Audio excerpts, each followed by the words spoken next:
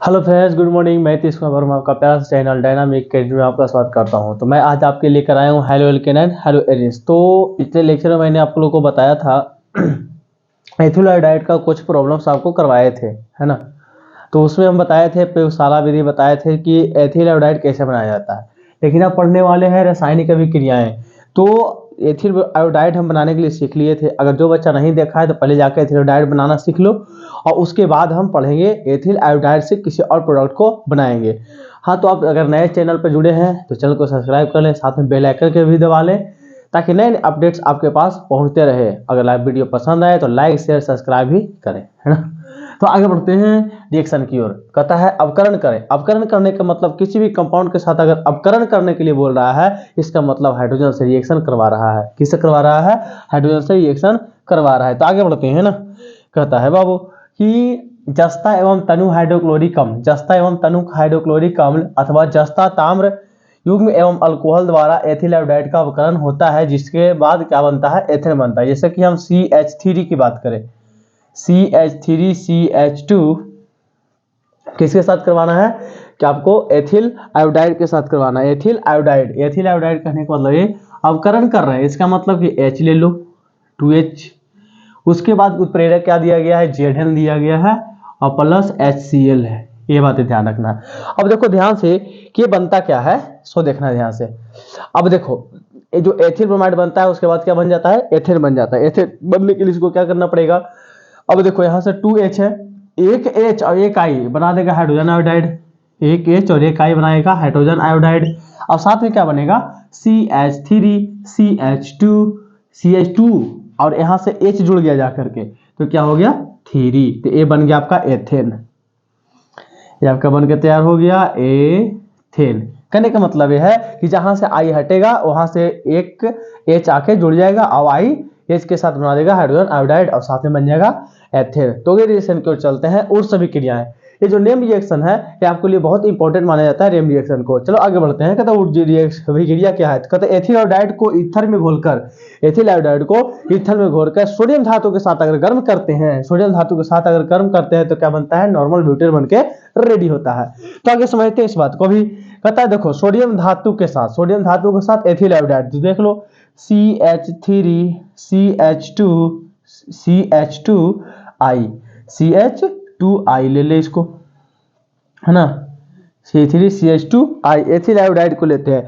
अगर इसमें क्या करना है कि प्लस में सोडियम धातु को भी ले लेना है, और साथ में क्या लेना है? Ethyl iodide. तो इसको इस तरीका से आप लिख सकते हैं CH2 CH3। इसको रिएक्शन कर लो, और साथ में क्या कर रहे हो? हीट कर रहे हो ना, तो ए वाला साइन दे सकते हैं।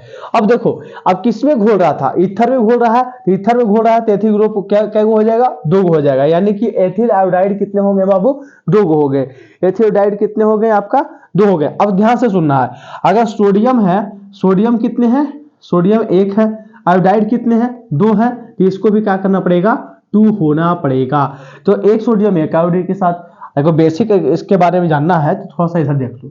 सोडियम का वैलेंसी 1, आयोडीन का वैलेंसी 1, 1 1 कट गया, क्या बचा? सोडियम आयोडाइड बन गया। क्या बच गया? सोडियम आयोडाइड,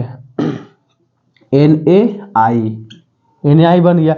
लेकिन एक सोडियम एक I के साथ चला जाएगा, लेकिन एक बच जाएगा, इसलिए इसको 2 कर दिए हैं। तो आपस में मिल करके ए वाला बना देता है ना, सोडियम आयोडाइड। जब यहाँ 2 है तो यहाँ पे भी क्या लिखना पड़ेगा? 2 लिखना पड़ेगा। क्यों? क्योंकि बैलेंस करना है। यहाँ CH3 दिया गया है, देख लो CH3 CH2 और CH2 CH3। अब ये दोनों आपस में जाके जुड़ जाएंगे तो इसको बोलेंगे नॉर्मल ब्यूटेन। क्या बन जाएगा? Normal butane. इसको हम N ब्यूटेन भी लिख सकते हैं, कोई दिक्कत नहीं है।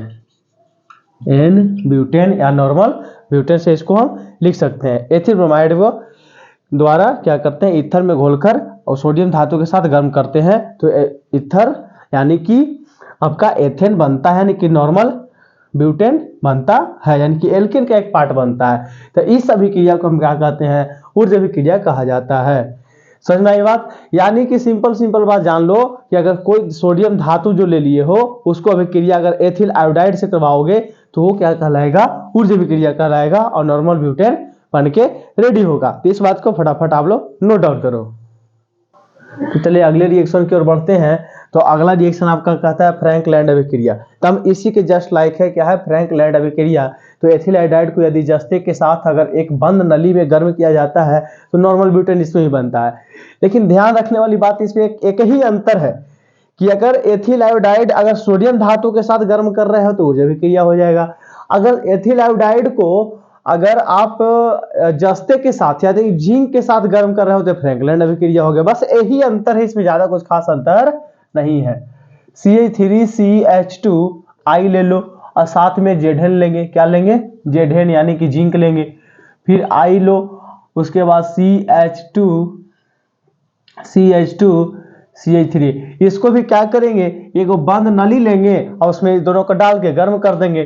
तो होता यूं है यहां से कि ए आपका हो जाएगा जेडेन I2 बन जाएगा ये। जैसा कि देख लो यहाँ पे। अब कैसे बनता है सो भी बता देते हैं।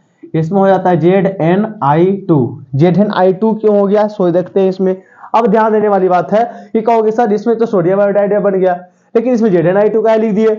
अब कोई बैलेंस से यहाँ भी 2 नहीं लगाया तो अरे इसमें भी रीजन है बाबू, तो पहले इसको लिख लो, है ना। तो ये बन जाएगा CH3CH2CH2CH3। इसको बोलते हैं नॉर्मल ब्यूटेन। नॉर्मल ब्यूटेन यानी कि N ब्यूटेन। अब देखो हुआ यूं कि Zn और I दिया, इसका वैलेंसी 2 इसका वैलेंसी 1, क्रॉस मल्टीप्लाई करोगे तो Zn बनेगा ZnI2, ये बन गया। अब देखो जिंक कितने हैं तो 1 है, I कितने हैं तो 2 है, तो पूरा हो गया, यानी कि जिंक आयोडाइड बन गया आपका। तो इस तरीका से आप बना सकते हैं। देखो इसमें डिफरेंस बस थोड़ा सा का है कि एथिल आयोडाइड अगर जिंक धातु से रिएक्शन करवा रहा है तो फ्रैंकलैंड अभिक्रिया, अगर सोडियम धातु से करवा रहा है तो ऊर्जा अभिक्रिया, है ना। इसको भी नोट डाउन कर लो। तो इस लेक्चर में इतना ही रहेगा। अब बढ़ेंगे, बहुत सारा रिएक्शन करवाना है आप लोग को। तो नेक्स्ट लेक्चर में मैं नेक्स्ट रिएक्शन लेकर के आऊँगा। इसी में इतना ही। थैंक यू, धन्यवाद। पढ़ते रहें, आगे बढ़ते रहें। अगर वीडियो पसंद आया तो शेयर करें।